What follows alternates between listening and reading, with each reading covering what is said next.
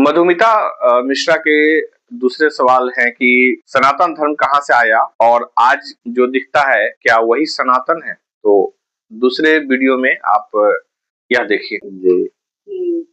ये जो सनातन धर्म है, ये धर्म क्या है, इनके साथ हमारा जो साइंस, ये विज्ञान का क्या संबंध है, और सनातन धर्म कहाँ से आया।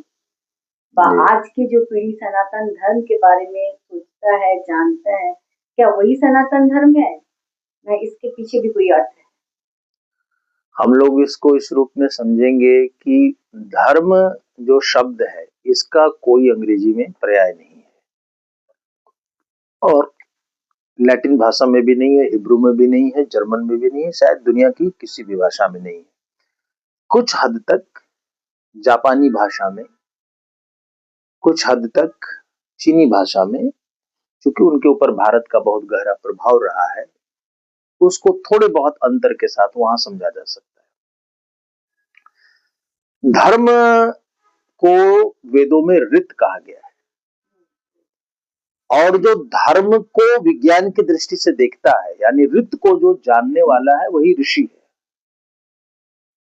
ऋत शब्द से ही ऋतु बना है, यानी एक कॉस्मिक ऑर्डर है।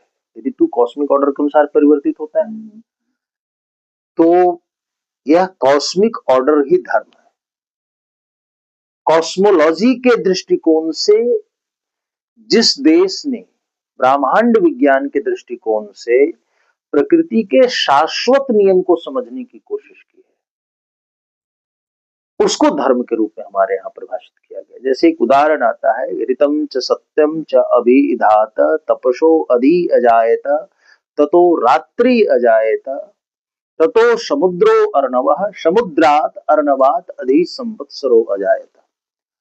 अब इसमें देखिए, अणु से भी अनुतर है ना, और सूक्ष्म से सूक्ष्मतर, बृहद से बृहदतर, वो एक ही तत्व है। अन्नो रणीयाम महतो महीयाम, वह अणु से अनुतर है, छोटा है, और महत से भी महतर है। अन्नो रणीयाम महतो महीयाम, वो एक सूक्ष्मतम तत्व है जिसमें हजारों ब्रह्मांड की रचना हो सकती है। ये उस तत्व तक पहुंचने की चेष्टा है, और इसको कौन समझेगा। तो इसको भी बड़ा अच्छा कठोपनिषद में कहा गया है, नायमात्मा बलहीनेन लभ्यो। ये बलहीन को धर्म नहीं समझ में आएगा, जो बलहीन है वो धर्म नहीं समझ सकता। आत्मबल उसके लिए जरूरी है। न मेधया न बुद्धि से समझा जा सकता है, न बहुधा श्रुतेन, और न बहुत बार सुनने से किसी को धर्म समझ में आया। तो फिर धर्म है क्या। तो धर्म है गवेषणा मूलक। जब दृष्टा भाव में जाकर आप प्रकृति के शाश्वत सिद्धांत को समझते हैं, इस सृष्टि के शाश्वत नियम, जैसे दिन के बाद रात होगा, वर्षा के बाद शीत आएगा, शीत के बाद हेमंत आएगा, हेमंत के बाद वसंत आएगा, इसी तरीके से इसके 12 मास, 27 नक्षत्र, 12 राशियां, ग्रह एवं उपग्रह, तारा और पृथ्वी, ये सब एक ब्रह्मांडीय नियम से संतुलित और संचालित है। अब ये कहा गया कि कक्षा प्रतिमंडलगा भ्रमंति ग्रहाः स्व आचरेण। हर ग्रह भी एक नियम के अनुसार अपने मंडल में, अपने कक्ष पे घूम रहा है। वह नियम, वह गति का नियम, वह गति का नियम जो सृष्टि चक्र का निर्माण कर रहा है। ग्रहों के कारण शीत, वसंत, हेमंत, ऋतु परिवर्तन हो रहा है।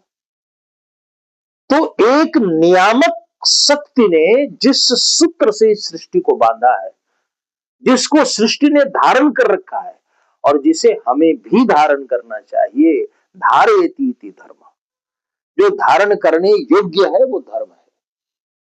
तो इसलिए पिता का पुत्र के प्रति जो कर्तव्य है, या पुत्री के प्रति जो कर्तव्य है, वो धर्म है। इसमें उपासना पद्धति, इसमें किसी पैगंबरवाद के लिए कोई जगह नहीं है। ये तो सृष्टि के शाश्वत नियम की बात हो रही है। धर्म और रिलीजन में भेद है।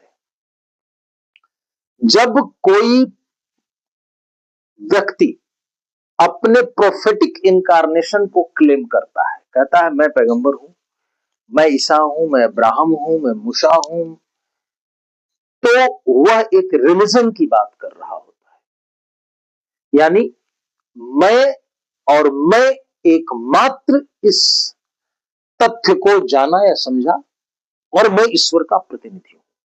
सनातन धर्म में व्यक्ति के अंदर ईश्वर के लिए व्याख्यायित गुणों का अवतरण हो सकता है, वह स्वयं में ईश्वर नहीं हो सकता है। इसीलिए राम विष्णु के अवतार कहे गए हैं। वहां गुण का अवतरण हुआ है, कृष्ण में कुछ गुण का अवतरण हुआ है।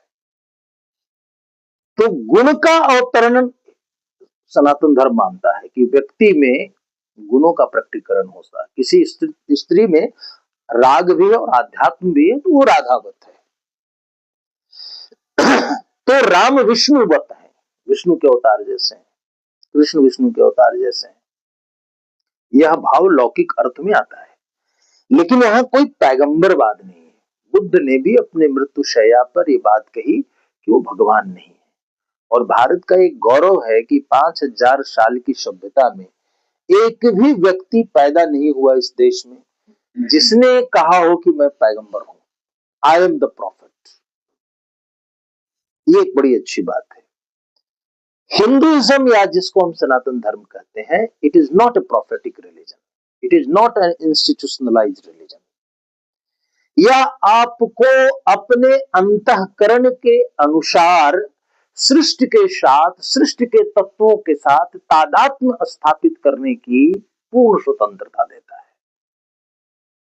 उदाहरण स्वरूप, आप जलाभिषेक लक्ष्मी की उपासना करना चाहते हैं, कि आप भैरव तंत्र की पूजा करना चाहते हैं, कि आप लिंग की उपासना करना चाहते हैं, कि आप योनि पूजा करना चाहते हैं, आप कैलाश को ही पार्वत्य लिंग मान लेना चाहते हैं, आप नदी मातृक संस्कृति में विश्वास रखते हैं, गंगा को ही सर्वस्व मानना चाहते हैं, आप दुर्गा को पूजना चाहते हैं, काली को पूजना चाहते हैं, शाकंभरी को पूजना चाहते हैं, तारा को पूजना चाहते हैं, बगलामुखी को पूजना चाहते हैं।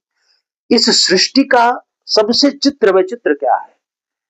एक बिंब का नहीं होना, अगणित बिंब और प्रतिबिंबों का बनना, अगणित बिंब और प्रतिबिंब का बनना। अब आपके मन को कौन सा बिंब अच्छा लगता है? हमारे यहां जब आप सनातन धर्म में देखेंगे तो 3 बिंदुओं पर ध्यान दिया गया है, और ये पूर्णतः वैयक्तिकता है। ये कांग्रेगेशनल फॉर्म ऑफ रिलीजन नहीं है कि नमाज के लिए आपको इतने तारीख को, इतने तिथि को, इतने बजे उपस्थित होना है। हम क्या देखते हैं? मुहूर्त।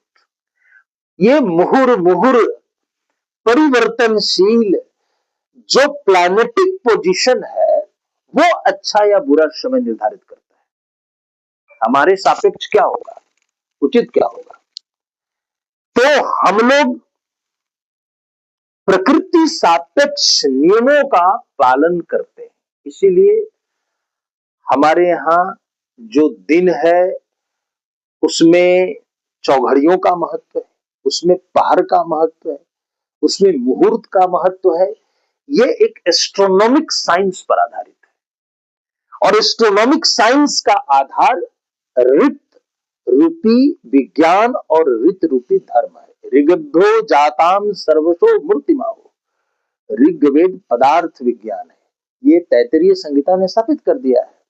सर्वा गति आजुषी हैव सस्वत, यानी गति का संपूर्ण विज्ञान यजुर्विज्ञान विज्ञान है।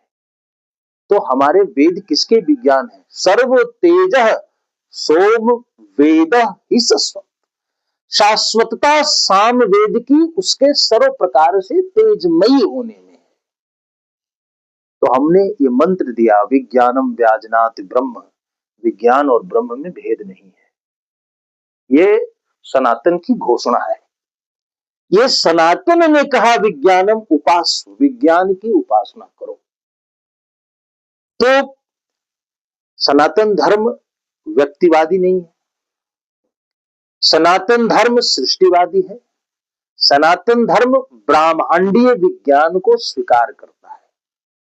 सनातन धर्म सृष्टि प्रक्रिया की वैज्ञानिकता को समझने के लिए प्रेरित करता है और यह योग को, कर्म को, भक्ति को और ज्ञान को, जैसा गीता में कहा गया, ये चारों को मार्ग बताता है और इस चार के अलावा पांचवा मार्ग हो भी नहीं सकता है। आप अपने जीवन के निर्धारित कर्मों का समुपयुक्त रूप में पालन करते हैं, यह कर्म योग ही है और यह भी ब्रह्म तत्व से आपका सायुज्य स्थापित कर सकता है। यदि एक अध्यापक अध्यापन में ही जीवन की सफलता मानता है तो उसको भी ब्रह्म का सानिध्य प्राप्त हो सकता है, क्योंकि गायक गायन से ब्रह्म तत्व को पाता है। नृत्यांगना अपने नृत्य में अपनी अनुरक्ति और अभिक्रिया से वो परम तत्व का बोधन पाती है।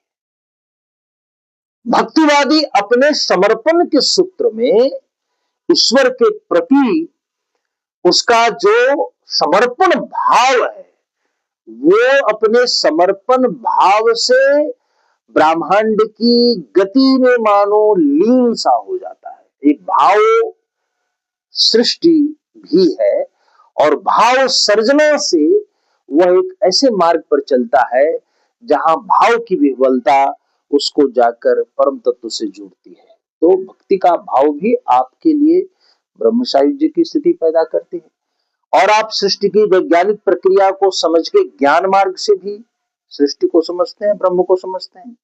और या तो आप योगस्थ होते हैं, यम, नियम, प्राणायाम, प्रत्याहार, ध्यान, धारणा, समाधि, ये अष्टविध जो योग हैं, इससे उस तत्व से आप जोड़ लेते हैं।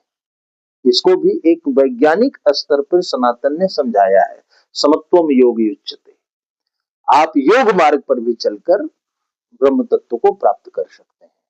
तो इसमें एक मौलिक बात आती है कि हम सृष्टि विज्ञान, ब्रह्मांड विज्ञान को समझने की चेष्टा करते हैं और इसीलिए बहुत लोगों को लगता है कि सनातन में तो बहुदेववाद है, कोई राम की पूजा कर रहा है, कोई विष्णु की पूजा कर रहा है, कोई दुर्गा की पूजा कर रहा है। ये नाम रूपात्मक भेद है, ये नाम रूपात्मक भेद है और ये आपके भाव पर निर्भर करता है। यह स्वतंत्रता है, यहां जड़ता नहीं है कि आप निराकार को ही मानो, ऐसा कुछ नहीं है। आप साकार में, आप वृक्ष में, आप किसी प्रस्तर खंड में, आप किसी मूर्ति में, आप किसी देवालय में, आप किसी तीर्थ में, आप बिल्कुल निरभ्र आकाश में यदि देव तत्व को देखने की चेष्टा करते हैं तो देवत्व वहीं प्रकाशित होगा। तो यह एक धर्म है जो आपको वैचारिक स्वतंत्रता देता है और इसमें दो बड़ी महत्वपूर्ण चीजें हैं। एक महत्वपूर्ण है कि आप पूर्णता में जो शून्य तत्व है उसमें अपने ध्यान से, अपने क्रिया से कैसे एक अविनाभाव संबंध स्थापित कर लेते हैं और फिर उस परम तत्व को समझने की चेष्टा करते हैं। यानी अनुभूति के स्तर पे हर व्यक्ति का एक अलग धर्म हो सकता है, क्योंकि उस व्यक्ति के मन, उसकी बुद्धि, उसका चित्त, उसकी संचेतना, उसकी संचेतनाओं की अभिक्रियाएं पृथक पृथक हो सकती है। तो इस दृष्टिकोण से सनातन एक वैज्ञानिक धर्म है और वह रूढ़िवादिता से, वह किसी पंथ से, वह किसी विशिष्ट एकमात्र मूर्ति या अमूर्ति से या किसी एक पुस्तक से बंद करनी है। स्वामी विवेकानंद जी ने कहा था, we don't have one scripture, rather we have a library of scriptures। हमारे पास एक धर्म ग्रंथ नहीं है, हमारे पास तो धर्म ग्रंथों का पुस्तकालय है। तो हम इसी रूप में सनातन को समझ सकते हैं। बहुत बढ़िया, बहुत बढ़िया, बहुत अच्छा।